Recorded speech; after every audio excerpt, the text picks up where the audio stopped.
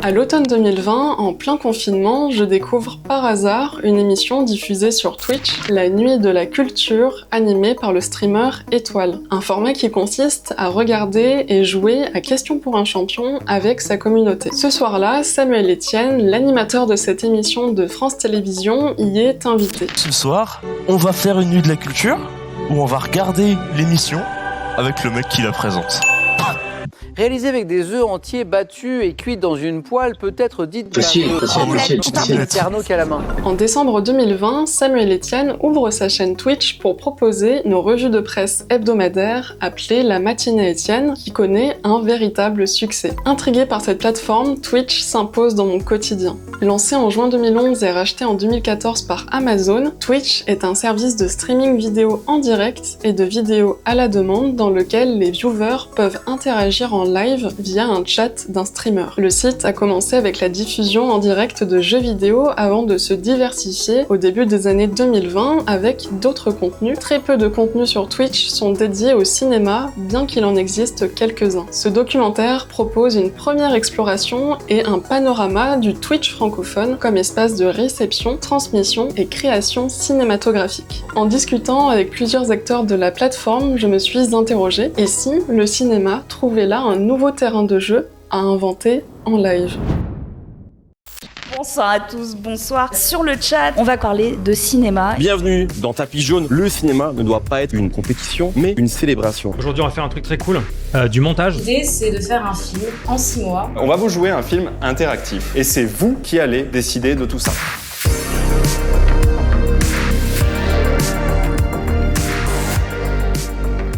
Depuis 2020, la consommation de films et séries des plateformes de streaming a considérablement augmenté. Les confinements liés à la pandémie du Covid-19 ont amené l'industrie du cinéma à penser autrement la consommation filmique. Sur Twitch, la fonctionnalité des watch parties, introduite en 2020, a contribué à rester ensemble en dépit de la distanciation physique. Les watch parties permettaient aux streamers de regarder et réagir à n'importe quel film disponible avec leur abonnement Amazon Prime ou Prime Video avec leur public. La fonctionnalité Watch Party a été supprimée par Amazon le 2 avril 2024 car la fréquentation de cette catégorie de stream a connu une diminution significative lorsque les cinémas ont rouvert leurs portes post-confinement. Le React, format cousin des Watch Parties, est aujourd'hui extrêmement populaire sur Twitch. Le React consiste pour un streamer à commenter en direct des contenus audiovisuels tels que des émissions télévisées, des documentaires, des reportages ou encore des vidéos YouTube. La chaîne Twitch du groupe Arte France explore ce format depuis 2022 avec l'émission Le Doc, un react de leur production documentaire animée par des streamers et en présence des équipes des films projetés. La consommation de contenus cinématographiques et audiovisuels sur Twitch soulève des tensions juridiques que cette pratique engendre avec les ayants droit des contenus diffusés.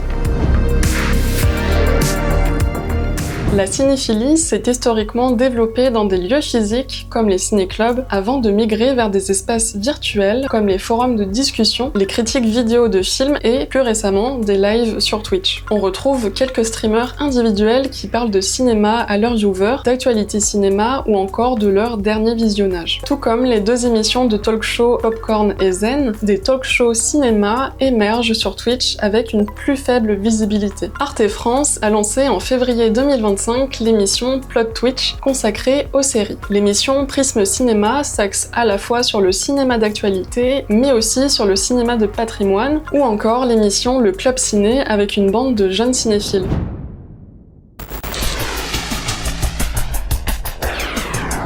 Bonsoir à tous dans le public, bonsoir dans le chat.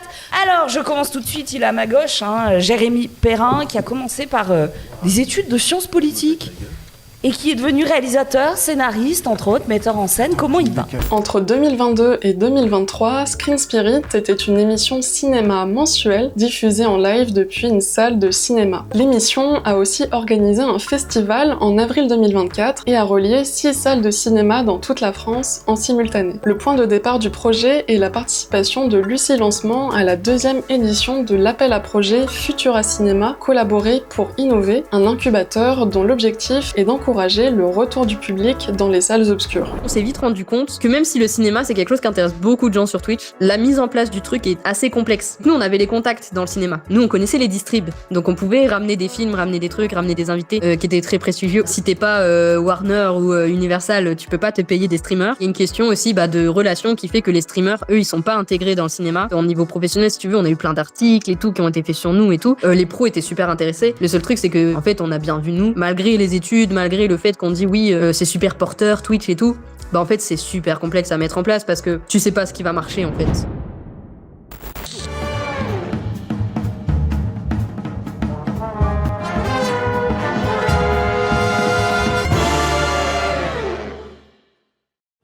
Voilà, nous y sommes. J'espère que tout le monde va bien. C'est la première de Tapis Jaune. Une autre émission cinéma a récemment vu le jour sur Twitch, Tapis Jaune, présentée par Mehdi Maizi. En partenariat avec Allociné, ce nouveau format mensuel game show est dédié à la culture cinématographique. Je suis Raoul Leibel, je suis directeur du Webedia Livestream, qui est l'entité qui gère toutes les productions live chez Webedia. Donc Webedia, c'est un acteur digital français assez costaud. Pendant la crise sanitaire, j'ai développé une nouvelle activité chez Webedia, au travers de Webedia Livestream, dont l'objectif était d'accompagner les créateurs dans le développement de formats originaux sur Twitch. Le contenu live impose une certaine authenticité et une certaine transparence des créateurs vis-à-vis de leur communauté. Ce côté vraiment hyper sincère des créateurs génère un engagement assez incroyable et assez magique que seul Twitch peut proposer. La difficulté de Twitch, c'est que c'est du live, donc du coup c'est compliqué en fait de créer une communauté. Parce que c'est des moments qui sont spontanés, qui sont ponctuels.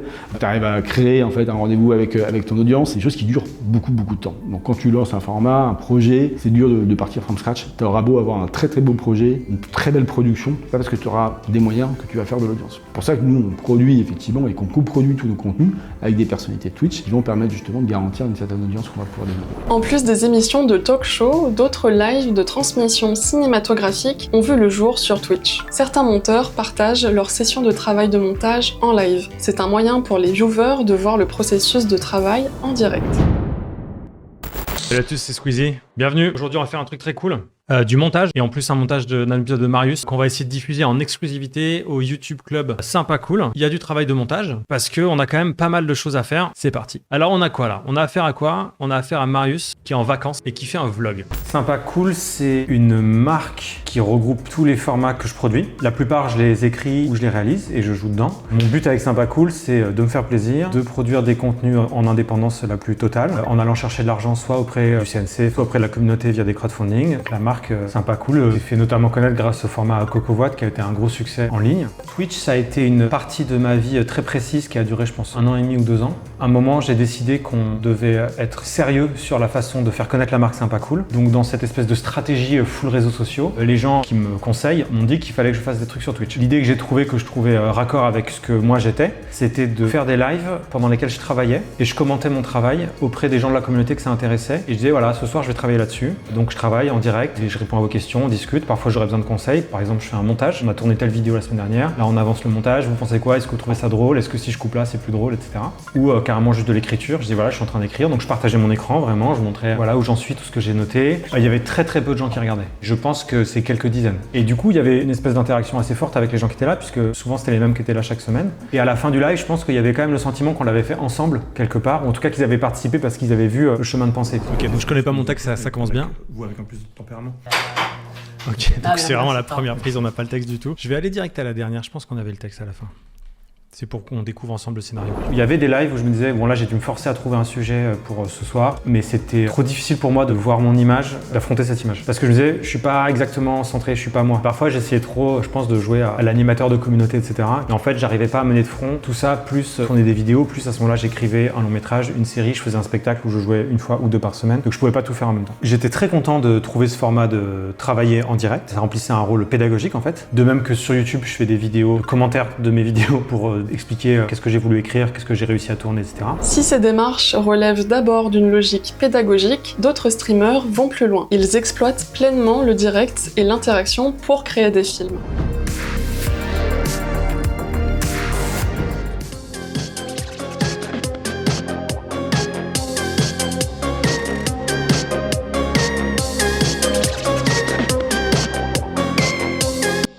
coucou à tout le monde, je suis très contente que vous soyez là et que vous suiviez le projet, c'est vraiment trop chambé. L'idée, c'est de faire un film en 6 mois. On va vraiment commencer du début de l'écriture ensemble jusqu'à la fin de la post-production. Pendant le Covid, j'ai découvert un peu Twitch que je connaissais pas du tout. Et donc, du coup, j'ai commencé à regarder un peu des streamers et tout. Je me suis dit, tiens, c'est marrant comme plateforme. Et à la fin du Covid, je continuais à regarder Twitch et je me disais, mais il y a vraiment un truc à faire en fait avec cette plateforme. Du coup, je me suis dit, bah tiens, ce serait trop bien de faire un espèce de court-métrage sur Twitch où les personnes qui sont dans le chat peuvent participer vraiment, débattre. Tu vois, même le fait qu'il y ait des systèmes de sondage, je trouve ça trop bien. Donc, vous aviez voté pour non pas un personnage, mais un plan séquence en premier, première contrainte. Et ensuite, vous aviez voté pour un personnage qui se transforme. Le premier live, c'était juste pour expliquer le concept et que eux pensent à des personnages qu'ils aimeraient développer. Et le deuxième live qu'on a fait, du coup, ils sont arrivés avec des idées. Petit à petit, on a construit ensemble les personnages, un par un. En tout cas, j'ai essayé au maximum au début de rester neutre, c'est-à-dire de leur dire juste, ok, mais si on écrit ça, ça veut dire qu'il va se passer ça, ça, ça. En fait, d'être plutôt dans un truc pédagogique. À un moment donné, je me suis rendu compte que ça marchait pas parce que déjà, moi, je savais plus où on en était et il y avait trop d'idées. À partir de là, j'ai essayé une autre méthode qui était que entre les lives, je réécrivais. Et quand on arrivait en live, du coup, je leur proposais la nouvelle version entre guillemets, en prenant en compte tout ce qu'ils m'avaient dit dans les lives précédents. Et ensuite, là, on essayait un peu de modifier au fur et à mesure. On a fait des lives de préparation.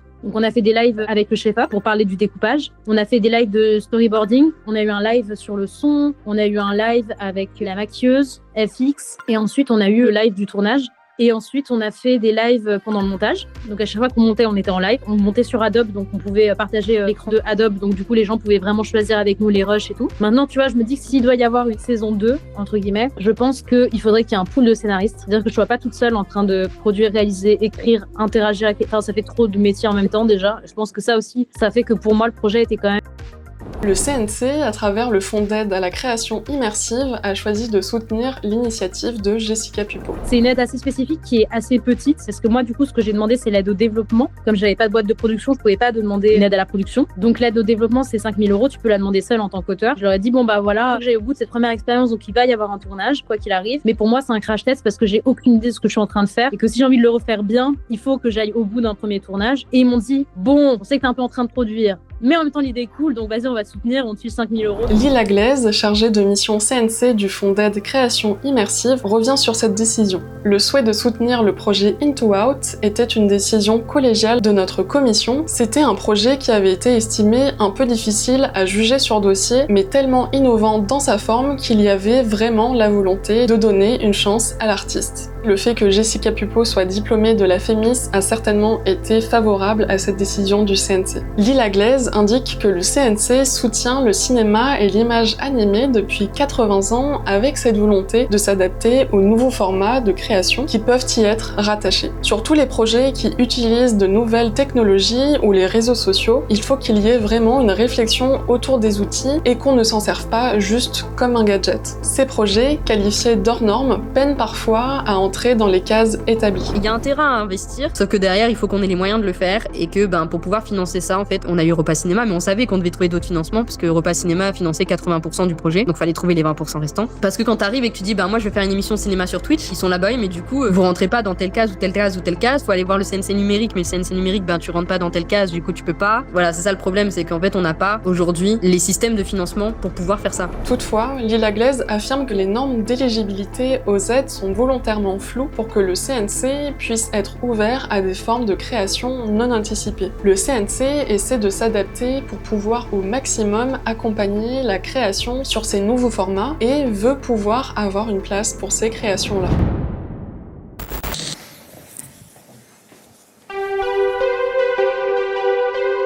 Autre exemple de la création cinématographique sur Twitch, Les Burgers Volants, une fiction interactive diffusée en live le 10 octobre 2024. Réalisée par Camille Duvet-Leroy et produite par Fourmi Rouge pour Arte France, cette œuvre interactive de 1h40 repose sur une narration à embranchement. On parle de se barrer en Grèce avec notre food truck. Les burgers volants, ça démarre d'abord par l'écriture d'un scénario où les embranchements doivent réellement prendre en compte les conséquences de tels choix. Ce qui m'intéresse, c'est que la psychologie des personnages vienne se lier avec les moteurs interactifs de l'histoire. Malik était un garçon qui n'arrivait pas à prendre ses décisions. T'es prêt? Alors, par exemple, le bras ou la jambe? Qu'est-ce que tu fais là? Je sais pas, je cherche de l'inspi là, un truc, un signe, tu vois. Attends, c'est pas le moment de se prendre pour modèle. Et à l'inverse, Lou est quelqu'un d'assez efficace, qui aime prendre des décisions, ça la rassure d'aller vite, d'avancer. Allez! Bon, vas-y, ok. Quoi, ok? Ok. Tu dis oui, tu me rends service? Ah oui? Pourquoi? Au début, ton histoire, elle démarre sur une colonne vertébrale et petit à petit, tel choix engendre tel truc et tu te retrouves avec une histoire où, en fonction de tel et tel choix, au fur et à mesure, il va y avoir plusieurs fins. C'est compliqué à écrire. Donner le choix en direct, ça voulait dire qu'est-ce qu'on fait quand on lance un sondage? Qu'est-ce qu'on fait? Les comédiens, ils s'arrêtent de jouer? Et non. Il fallait que l'histoire continue, donc gérer le moment où tu lances un sondage, ils discutent du choix et ensuite, quand on a les résultats, paf, on leur dit il faut jouer ça. Et après, il y a toute la prépa, trouver le décor, les costumes, etc.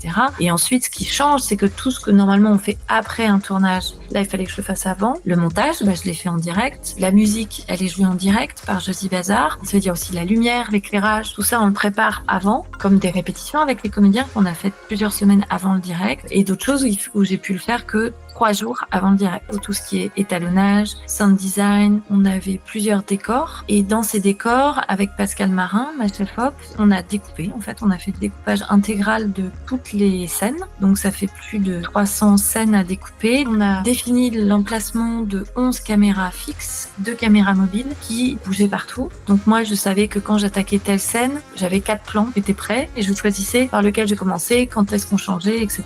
Bien sûr, pour tout ce travail, on est assisté par toute une équipe de mise en scène importante. Assistante à la mise en scène, ma première assistante, seconde assistante, troisième. Il y a le script aussi qui nous accompagne tout du long. Moi, j'étais dans le car régie. Je suis devant une mosaïque de vidéos et je choisis de passer sur telle caméra puis telle autre. Il y a l'équipe de community manager d'Arte qui est là, qui gère les sondages. Ils sont juste derrière moi, en fait. Ouais, il y a des choix où il y en avait un ou deux. J'étais là, ah non, dommage, parce que moi, je connaissais toutes les histoires possibles et tu dis, ah là là, on va pas raconter ça, c'est dommage.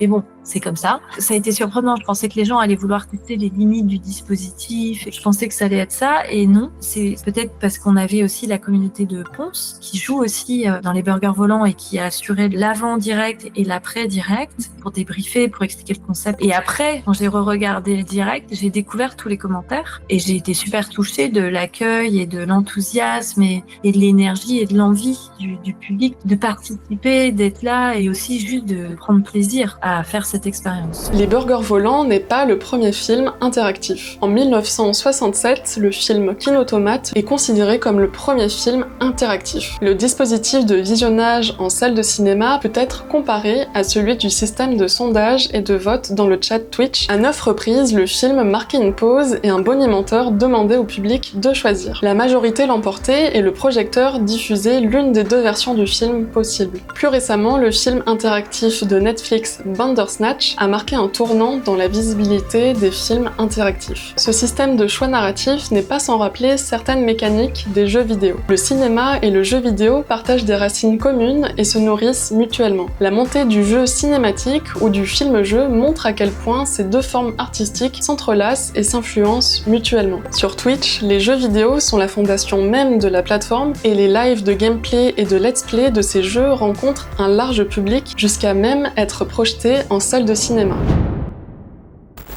L'aventure des croûtes. Avec du public! On est en direct, mesdames et messieurs, du MK2 Bibliothèque avec 500 fans. Est-ce que vous êtes en forme? Ok, ça va. Lors de l'événement GTA RPZ, qui a réuni près d'une centaine de streamers francophones en 2021, autour d'un roleplay en live sur GTA V, les 2 streameuses françaises Baguera et Horty se sont démarquées par leurs personnages singuliers, Antoine et Daniel Croûte. Les nombreuses heures de live des 2 streameuses pour le GTA RPZ ont été condensées en plusieurs épisodes de best-of disponibles en rediffusion sur YouTube. À l'occasion de la publication de l'épisode final, une projection a été organisée au cinéma MK2 Bibliothèque en présence de plusieurs streamers. On peut aussi rapprocher ces lives de roleplay au format du machinima, une pratique qui consiste à réaliser un film dans un jeu vidéo. Grand Theft Hamlet est un exemple remarqué de long métrage machinima réalisé en 2024 qui adapte Hamlet de Shakespeare dans l'univers du jeu GTA V. Et si le cinéma de demain se jouait aussi en live? Twitch s'est imposé comme un espace numérique hybride où le cinéma ne se regarde plus seulement, il se commente, se transmet et se crée. Les viewers deviennent actifs, parfois même co-créateurs, repensant entièrement la relation entre l'œuvre, son auteur et son public. Mais ce terrain d'expérimentation reste fragile car peu reconnu, difficile à financer et encore limité par des contraintes juridiques et techniques. À l'avenir, le cinéma va-t-il trouver sa place sur Twitch?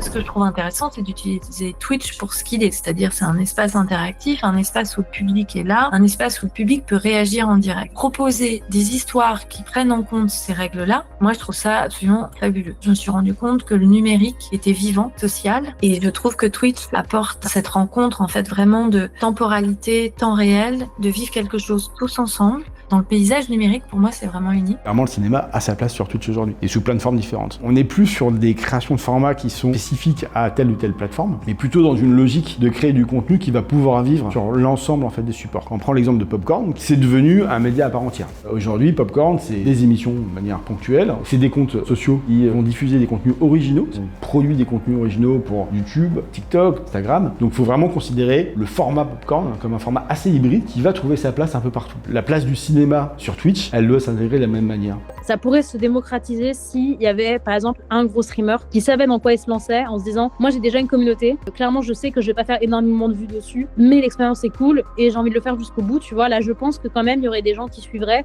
Si t'es comme moi, c'est-à-dire une nobody entre guillemets, que tu lances ta chaîne, que tu fais ton truc et tout, c'est impossible de démocratiser le truc. Et en fait je me suis rendu compte que ça demandait un investissement tellement fort de la part des viewers qu'en fait c'est pas le type de projet que tu peux réussir à démocratiser quand t'as pas déjà une communauté. Les conditions pour que ça marche sont pas forcément réunies parce que c'est deux univers qui sont assez différents et qui fonctionnent de manière à la fois très proche et très différente. C'est complexe pour les streamers de faire ça parce qu'ils ont pas les contacts pour le faire. En fait, t'as pas vraiment de streamer ciné. Et il y a aussi un truc qui est super intéressant, que moi j'ai eu beaucoup dans mes échanges avec les streamers, c'est qu'ils sont à chaque fois ah ouais mais je suis pas légitime pour parler de ça. Je suis pas un pro du cinéma donc je peux pas. Alors que c'est faux. T'es un spectateur de cinéma, t'es légitime pour parler de cinéma. Enfin genre tu le fais dans la vie de tous les jours quand tu parles à tes potes, etc. C'est un cercle vicieux parce qu'il faut intéresser le public à des contenus qui pensaient pas pouvoir l'intéresser. Faire des émissions entre guillemets intelligentes sur le cinéma où tu prends le temps, moi je pense va convertir du public à je pensais pas mais raconter comme ça ce film d'un coup m'intéresse. Tu vois. Alors que sinon je serais jamais allé le voir. Et je pense qu'on a tous les outils, notamment Twitch, pour faire émerger une conscience cinéphile plus importante.